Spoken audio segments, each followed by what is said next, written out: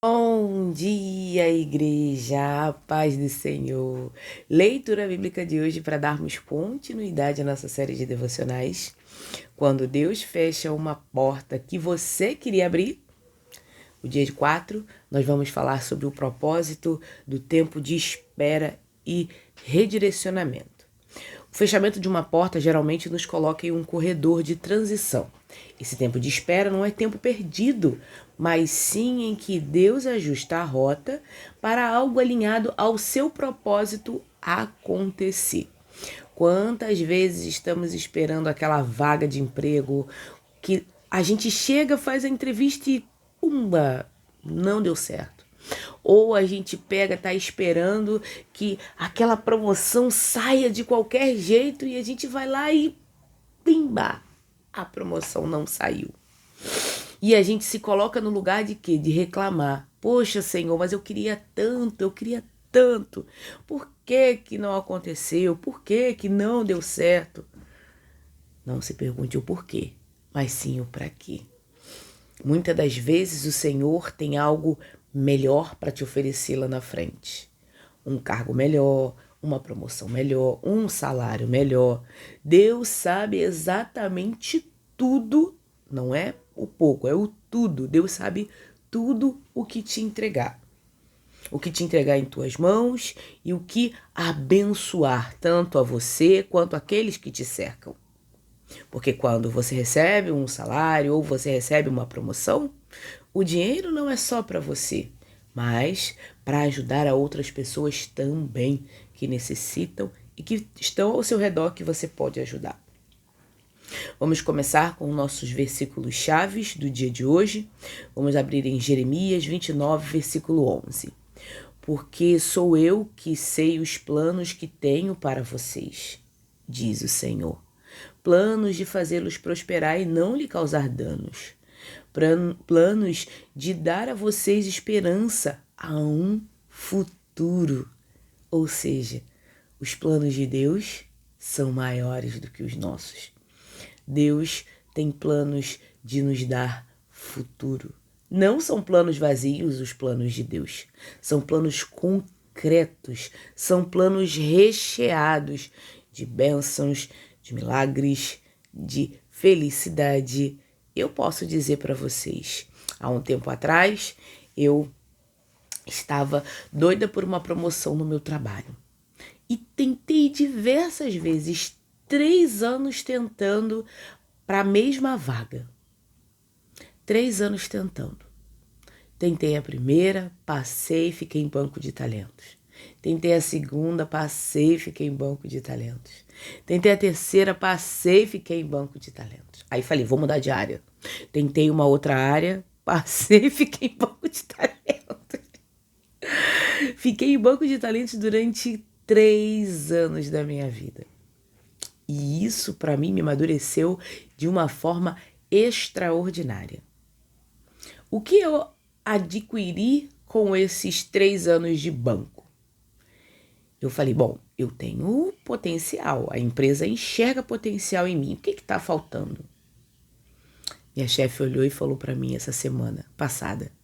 Ela virou, minha ex-chefe, né? Ela virou e falou assim, olha, Natália, eu sempre vi você muito boa.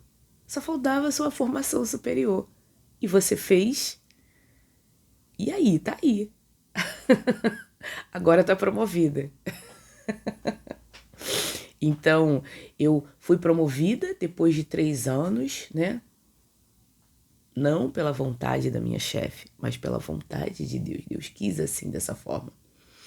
Deus, antes de qualquer pessoa enxergar o meu potencial, Deus já enxergou o meu potencial. Deus sabe aonde eu posso chegar. Deus sabe aonde eu vou chegar. Então, Deus sabia que o futuro agora, naquela época, se eu tivesse passado e estivesse sido contratada, talvez eu não estaria mais, não teria vivido o que eu vivi esses últimos meses. Eu fui contratada, eu fui promovida, eu fiz a minha primeira viagem a trabalho. Eu nunca pensei que eu fosse ter uma viagem a trabalho na vida. Deus falou, não é com você não, pode deixar que é comigo. Mas o que eu ganho, o que eu faço, que eu tenho não é só para mim, é para eu ajudar outras pessoas também. Por isso Deus dá um futuro pra gente. E na época eu não compreendia, eu ficava, nossa, por que todo mundo passa, pessoas menos competentes do que eu passa? Isso eu julgando, né? Que é uma coisa errada, eu julguei muito. Tem até outros devocionais para trás aí meu, e eu falo, eu confesso isso pra rede, né? Então assim, eu julguei, sendo que não é o meu papel julgar ou determinar quem é competente e quem não é. Até porque quem dá a competência é Deus. É Deus quem nos capacita. É Deus quem nos coloca nos lugares onde podemos florescer.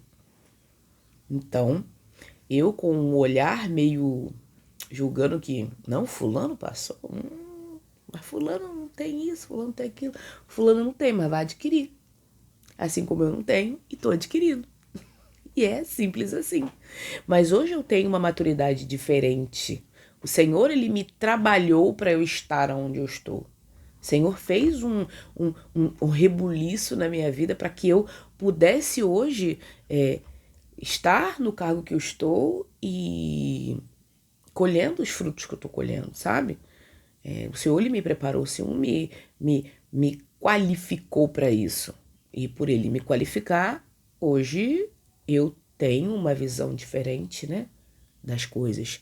E talvez lá atrás, se eu tivesse passado, eu teria abandonado, eu não estaria preparada para o que eu estou vivendo hoje.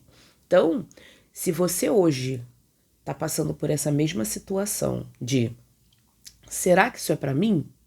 Será que vai dar certo? Será que tá bom? Pense. Porque o Senhor, Ele tem algo mais para te dar. Então, apenas aceite os freios que Deus coloca em nossas vidas. Que Deus, Ele não está dizendo não. Ele só está dizendo calma. Não é não, mas é calma. Porque sou eu que sei os planos que eu tenho para você, diz o Senhor. A expressão enfatiza a onisciência e a soberania divina. A palavra Mahasaba refere-se a projetos, arquiteturas mentais, intenções deliberadas. No contexto original, esta promessa foi enviada aos exilados da Babilônia, que achavam que Deus havia os esquecido. A gente também se coloca nesse ponto, gente, de achar, poxa, Senhor, todo mundo vai, menos eu. A gente quer bater o pé firme, quer fazer igual aquelas criancinhas mimadas. Fica assim. A gente é assim, o ser humano é assim. Então, nós somos seres humanos, então a gente vai achar que nosso ponto, nosso olhar, aonde estamos, como estamos, não está sendo legal. Mas, porém, todavia, entretanto, o Senhor sabe os planos. E mesmo exilado, o povo da Babilônia teve que confiar no Senhor, confiou no Senhor, e o Senhor retirou eles de lá. Planos de fazê-los prosperar. Planos de fazê-los prosperar e não de causar dano. O termo traduzido como prosperar é a rica palavra hebraica shalom. Não se limita a bens materiais, mas significa paz completa, saúde, eita, hoje tá difícil, hein? Eu tô juntando uma coisa com a outra. Saúde, segurança, plenitude e restauração da ordem.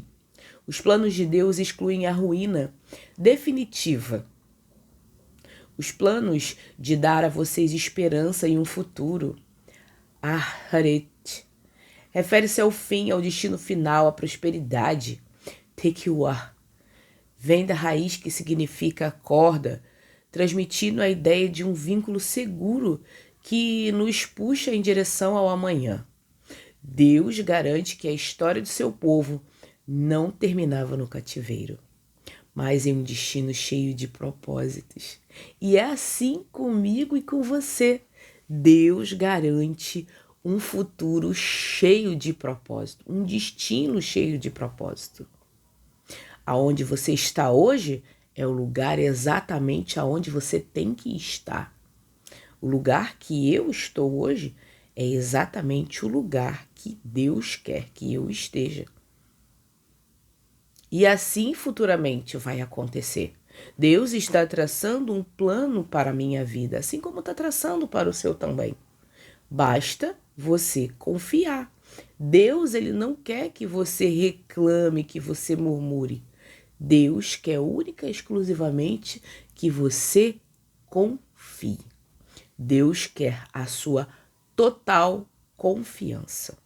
E por ele querer a sua confiança, ele coloca coisas na sua vida para que você enfrente e caminhe para frente.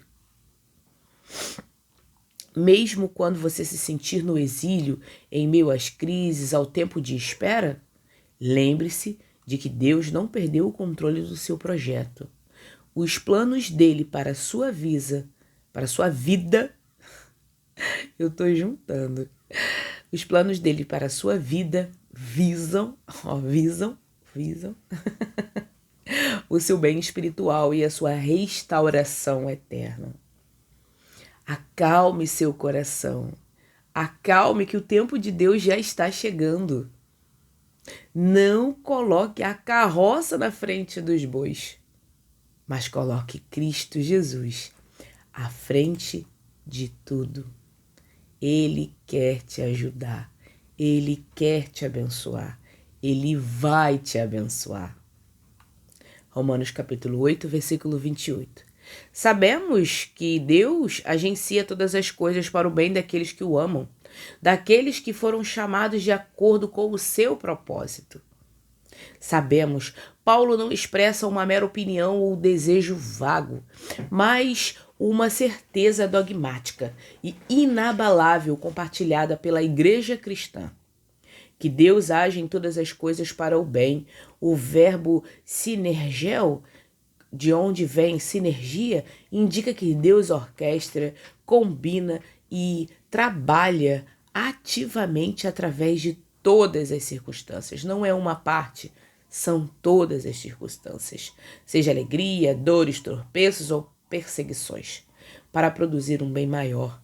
O bem agaton não é um conforto terreno imediato, mas a conformidade à imagem de Cristo, descrita no versículo 29. Daqueles que amam, daqueles que foram chamados de acordo com o seu propósito. A promessa tem um público-alvo delimitado. Aqueles que demonstram o seu amor a Deus porque foram previamente alcançados e vocacionados pelo propósito decretado do Pai. Nada na vida do cristão acontece por acaso ou sem sentido. Até mesmo as dores mais profundas ou as tragédias são trabalhadas pela mão do soberano, Deus, para moldar o seu caráter e cumprir o propósito eterno dele na sua vida. Não que Deus coloque na nossa vida que ele quer o nosso mal. Deus não quer o nosso mal, de forma nenhuma.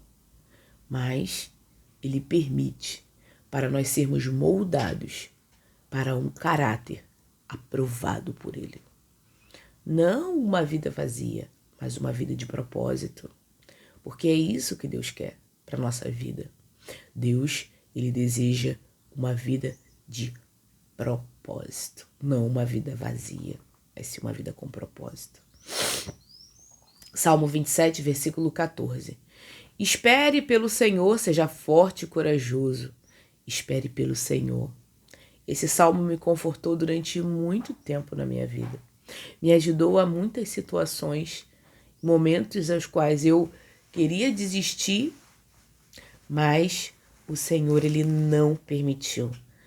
Ele esteve ao meu lado a todos os momentos e eu esperei pelo Senhor. Espero pelo Senhor. O verbo coar traz a ideia de esticar uma corda sob tensão. Significa esperar com a expectativa fervorosa, paciente e a confiança inabalável. Davi encerra um salmo conversando consigo mesmo ou aconselhando a congregação em tempos de cerco do inimigo. Seja forte e corajoso. Imperativos no hebraico para fortalecimento de mente e de coração.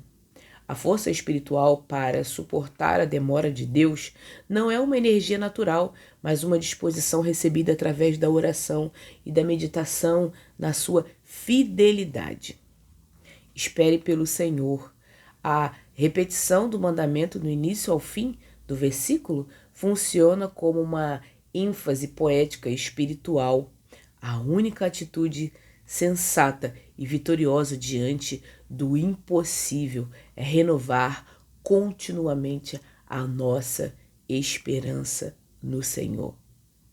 Nossa base, a solidificação da nossa fé é confiarmos no Senhor, pois Ele tem o caminho certo e correto para nos guiar. Esperar no tempo de Deus costuma ser o nosso maior teste de fé. Quando o desejo de agir por conta própria ou o desespero tentam assumir o controle, reafirme a sua decisão de espera, com firmeza e coragem no Senhor. Reafirme para você todos os dias: eu sou feliz, eu espero no Senhor. Minha vida é fortificada e fortalecida no Senhor. Lamentações 3, versículo 25 e 26. O Senhor é bom para os que nele esperam. Para a alma que o busca, é bom esperar tranquilo pela salvação do Senhor. O Senhor é bom para os que esperam, para a alma que busca. Jeremias escreve do meio das ruínas fumegantes de Jerusalém destruída pela Babilônia. Mesmo na pior tragédia da história de Israel, o profeta afirma o caráter essencialmente bom de Deus. Essa bondade é experimentada especialmente por aqueles que mantêm a esperança e buscam a sua face em oração. É bom esperar tranquilo. O verbo yahal significa aguardar com expectativa, quando transmite o silêncio, a quietude e a ausência de murmuração.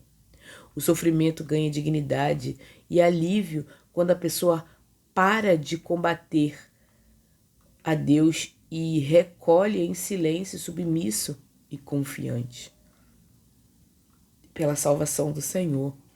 O objetivo da esperança não é apenas a mudança das circunstâncias, mas a própria intervenção libertadora. Yeshua, do Criador, que significa chega no tempo perfeito. A intervenção libertadora de Yeshua, do Criador, chega no tempo certo, perfeito, no tempo oportuno, no tempo que estamos preparados e não em qualquer tempo. A murmuração e a agitação não aceleram a resposta de Deus. Em momentos de dor e crise, a melhor postura é a quietude da alma. Calar os questionamentos rebeldes, guardar em silêncio e confiança pela libertação que o Senhor certamente trará. A gente quer agir do nosso próprio jeito. Eu lembro sempre do filme Todo-Poderoso. Se fôssemos Deus, o que faríamos com o poder de Deus? Será que agiríamos para o bem de todos, sem parcialidade? Ou cuidaríamos só entre o endereço da nossa casa e aonde estamos no nosso destino final? Será? Se é da minha casa até o meu trabalho, se é do meu trabalho até a minha casa, se é da minha casa até a casa da minha família, se é até um shopping, se é... Ou se vamos cuidar do tudo, de todos. Deus cuida do todo e de todos, especialmente aos seus. Estes 4 textos revelam planos de Deus seguros e que a esperança no tempo é o caminho da paz para nós crentes. Em Jeremias 29:11, aprendemos que os pensamentos de Deus para nós são de paz e não de mal, garantindo um futuro cheio de esperança. Em Romanos 8, 28, somos consolados com a certeza de que Deus orquestra absolutamente tudo, até as dores, para o bem dos seus chamados. No Salmo 27, 14, recebemos a ordem de sermos fortes e corajosos, enquanto aguardamos ativamente a intervenção de Deus. Em Lamentações 3, 25 e 26, descobrimos que a bondade de Deus é desfrutada por quem o busca. E que a atitude mais sábia na provação é esperar em silêncio pela sua salvação. Reavalie os objetivos e estava atrás daquela porta fechada. Pergunte-se qual era o valor essencial que eu buscava ali. Segurança, crescimento, paz, realização. Anote outras formas saudáveis pelas quais Deus supre essa mesma necessidade em sua vida. Eu sempre oro dizendo para o Senhor: Pai, se tal coisa vai fazer com que eu me afaste do Senhor, retira da minha vida. Se não for para a tua glória, eu prefiro não estar. Eu peço sempre ao Senhor. E Ele me ouve. Às vezes eu quero tanto algo, quero tanto alguma coisa, e eu acredito que aquela coisa vai ser tão boa para mim que eu não vejo que talvez aquilo vai ser a separação do meu relacionamento com Deus. Então eu busco sempre conciliar a minha relação com Deus, a minha vida secular. Amém? Vamos orar. Paizinho amado e querido Deus, graças te damos por mais um dia que se chama hoje, Senhor. Obrigada, Pai, pelo teu amor, pela tua misericórdia, por tudo que o Senhor representa em nossas vidas. Tome este dia nas tuas mãos, perdoe meus pecados, ajude-me a ser melhor para o Senhor. Hoje, Pai, eu entrego a minha vida nas tuas mãos e te peço, ajuda-me, Pai, guia-me pelo amor do teu santo nome. Em nome de Jesus, eu oro e te agradeço. Amém. Amém.